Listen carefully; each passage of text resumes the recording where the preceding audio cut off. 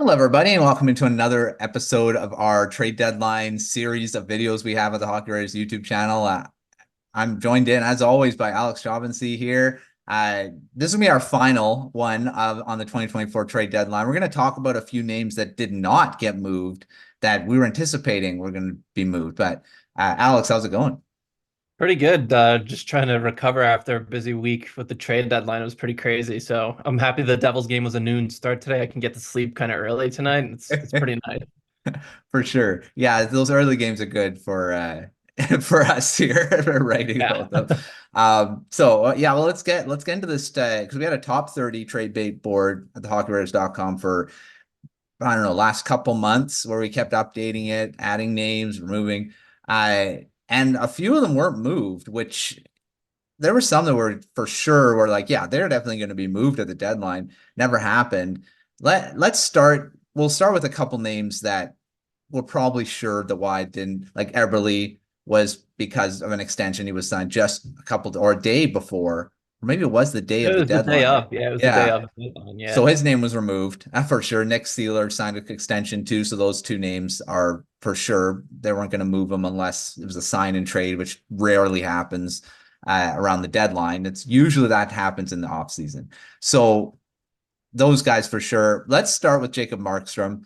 I I know he was rumored to go to the Devils, and then that was never happened.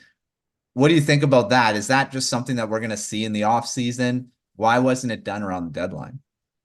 Yeah. So there was the reports that they had a deal in place with New Jersey and it fell through at the last minute. Calgary's ownership, I guess, pulled back on it. A little weird because they sold off everyone else in front of them. They got rid of Elias Lindholm. They got rid of Noah Hannafin. They got rid of Chris Tanev. I mean, the Hannafin and Tanev, deals really affect Markstrom because those are his two main guys in front of him. So it's going to be interesting to see how he does for the rest of the season. I think with the way the Flames are trending right now, I would imagine, and being him, what I think he turns 35 next season, he's probably going to want out and a place to compete for a Stanley Cup next season, whether that's New Jersey or Los Angeles, we'll see. But yeah, I think that's definitely a deal that's going to happen in the summer, probably around the draft. I almost said the trade deadline. That's not in June, but yeah, that'll probably happen around the draft, I would imagine, and I'd be surprised if he's with Calgary next season. Yeah, that's our next one for trades is the draft where we see a bunch of more. And some blockbusters will happen around that on the day of the draft, day before. Yeah, It's like our second trade deadline. yeah, pretty much. Right.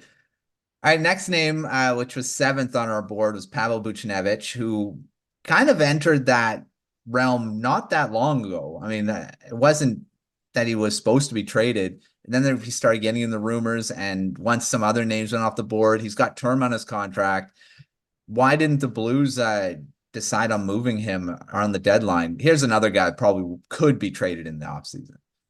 Yeah, I don't know. It seemed like there was a lot of talk around Buchnevich the last couple of days before the trade deadline. So I kind of got the impression that maybe they would move him, but I guess St. Louis didn't get an offer they liked. I'm not really sure what they're gonna do with them in the offseason. Like Doug Armstrong's kind of difficult to figure out sometimes.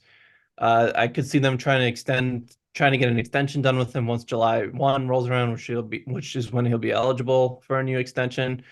But I could see them trading him too if they think he's going to be too expensive. I would imagine his next contract is going to be somewhere around $8 million a year, maybe a little less than that, 7.5. So he's going to be expensive on his next deal, and he's not going to be super young when his next contract kicks in. He'll be 29, 30, I think. So I could see them moving him at the draft, but St. Louis, they don't really rebuild in St. Louis. They kind of do retools there, so I wouldn't surprise me if they kept him too. Mhm. It is weird what they do. Like last deadline, they did trade away a lot of guys, but then they got guys like Kasper Kapanen, Jakob Vrana. Vrana's now what is he in the AHL or Yeah, I think so. yeah, yeah. So he was off to a great start with them and then fell off. Then I think Buchnevich. I would assume he's 28 years old, so I mean he's starting to get a point where he's not going to be part of a rebuild if they do decide to do that. But yeah, like you said, they're more into retooling rather than full rebuilds where they get rid of guys, get draft picks. They didn't even do that with, I mean, they kind of did with Trayton Tarasenko and O'Reilly, uh, but then they got those other veterans. So I don't know. It's interesting how they kind of deal with things, right? Yeah, for sure. All right, next up, talk about Jakob Chychrun. His name was in a lot of rumors that he could be moved. Again, a guy that has term on his contract, a pretty good cap hit.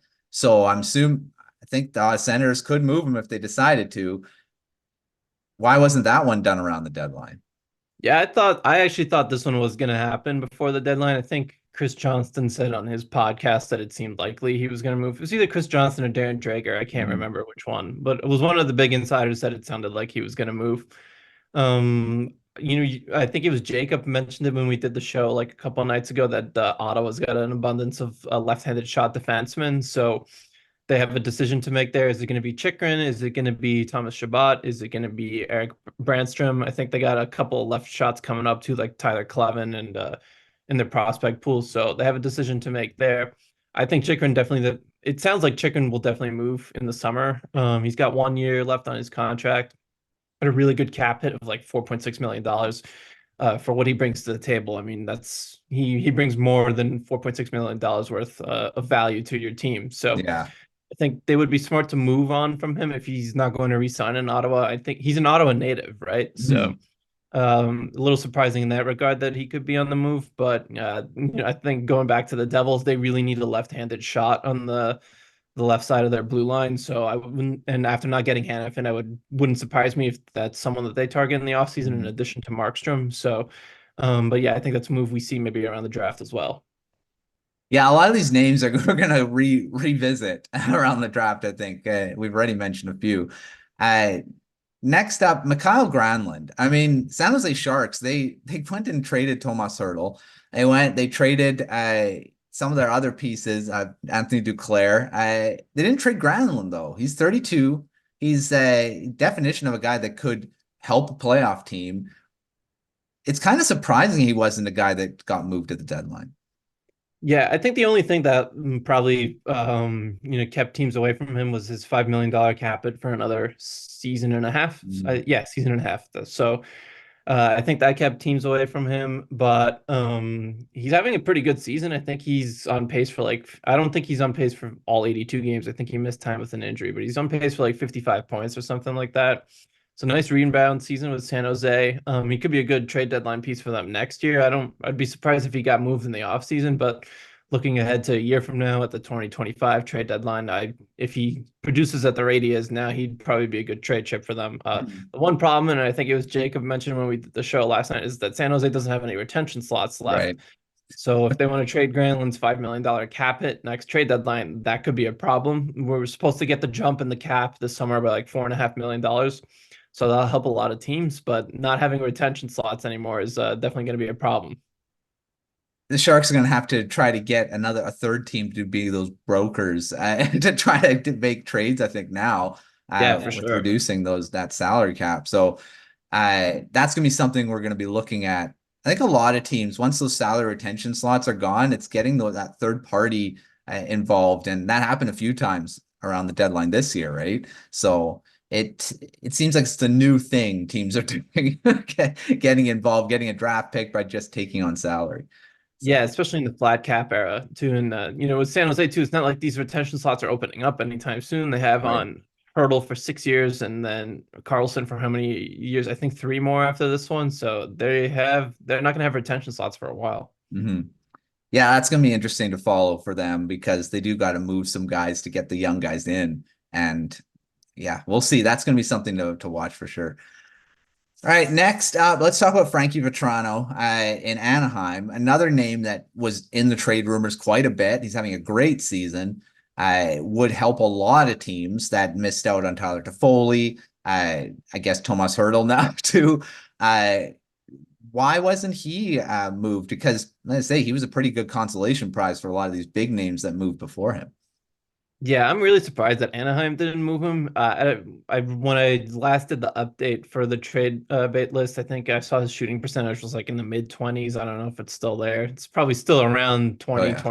25%. So they should have sold high on him because he's probably not repeating this season next year. Like they probably could have gotten the most value for him at this deadline. I think, there were rumors that the New York Rangers were interested in a reunion with Hmm. Vetrano, which would have made a ton of sense. But I guess Anaheim had a price. Verbeek seems to be a pretty tough negotiator, and I guess he had a price set that he wasn't really willing to walk off. So I think they're going to end up regretting it. I guess maybe they could trade him at the draft. He'll still be, he'll still have more value, but next season he's probably not shooting 20-25% again. And if No, he's still on the team next season, and they want to trade him at the deadline, I'd be surprised if they got similar value for him. right. Sounds like Andrei Kuzmenko. Kuzmenko had Yeah, a it's ridiculous a shooting little bit percentage, similar to that for regressed sure. like crazy. So I mean, he's still relative. I mean, he's 29. I don't know. I think he could have fetched quite a bit, but like you said, if no one wanted to pay what Verbeek wanted, then he wasn't getting moved. That Yeah. could be a draft thing too. I mean, they could move him at the draft and get something. I don't know. Next, let's talk about Mike Hoffman, continuing with the Sharks, because he's another one, 34 years old, and he's got a big salary again, and I think that's another reason. But another guy that could have helped some playoff teams, not having the best season, I guess, but not the same player he was a few years ago either. Yeah, once they traded Hurdle, I was like, oh, they don't have any retention slots left, so they can't Couldn't retain do on anything. Hoffman's cap hit anymore. So I guess he's just kind of stuck there. My guess is that they probably didn't really have much interest in him anyways. They figured Duclair was probably the player that have the most interest. Did Hmm. Barabanov get moved too? He I didn't didn't have move. him on the trade bit list, but I'm kind of surprised he didn't get moved too. So yeah, it was an interesting deadline for the Sharks. But once Yeah. they used their last retention slot on Hurdle, I was like, oh yeah, Hoffman's probably staying put. So Yeah, Barabanov was the guy that, apparently requested a trade as well, or there was word that he did, that he wasn't moved. Or again, he could be moved at the draft. And a lot of these guys are going to be in that area to be traded to.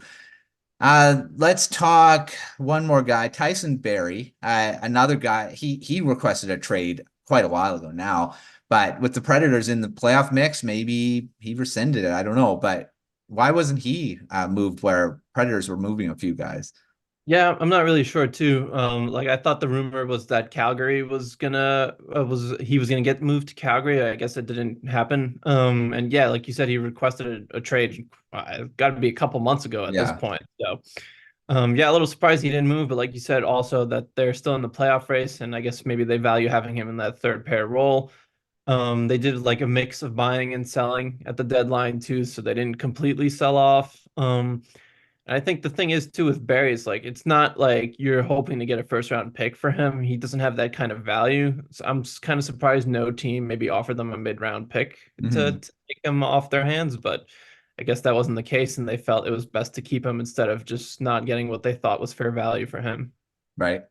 Yeah, Barry still has value on the offensive side. I mean, he's not the best defensively, but still can add quite a bit to a team. I mean, Nashville, like you said, just thought he was more valuable to keep.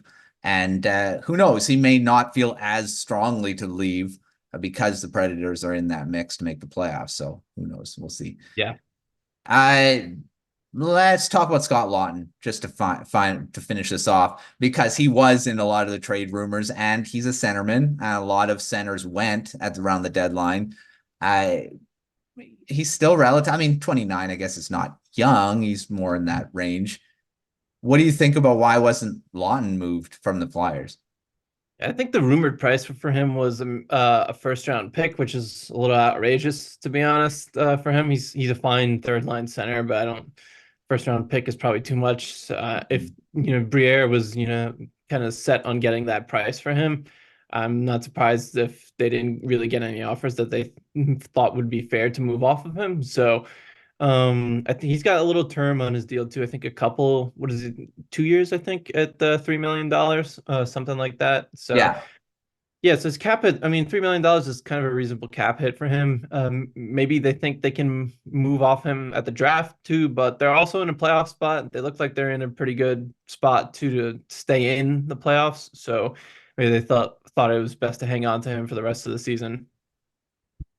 Yeah, so we'll see where all these guys, a lot of these guys could be moved in the next few months, and we'll be talking about them again. But that's our last coverage of the trade deadline this year. It was busy around the end. We had a few weeks where there was nothing happening after that Lindholm trade. It kind of went quiet, and then it started ramping up within the last few days of the deadline, and saw a few crazy moves like the Hurdle trade and some under the radar ones that we could be talking about a little later on. But thanks again, Alex, for coming on and talking the trade deadline. And I know you have an article. I don't know if it's out yet, but an article on this topic coming out Yeah. soon. So you can read about it as well coming up. So Yeah, it'll probably be out either tomorrow or Monday. I still got to get started on it too, but yeah, I already have a pretty good idea since we talked about it here today. So yeah, it should be soon.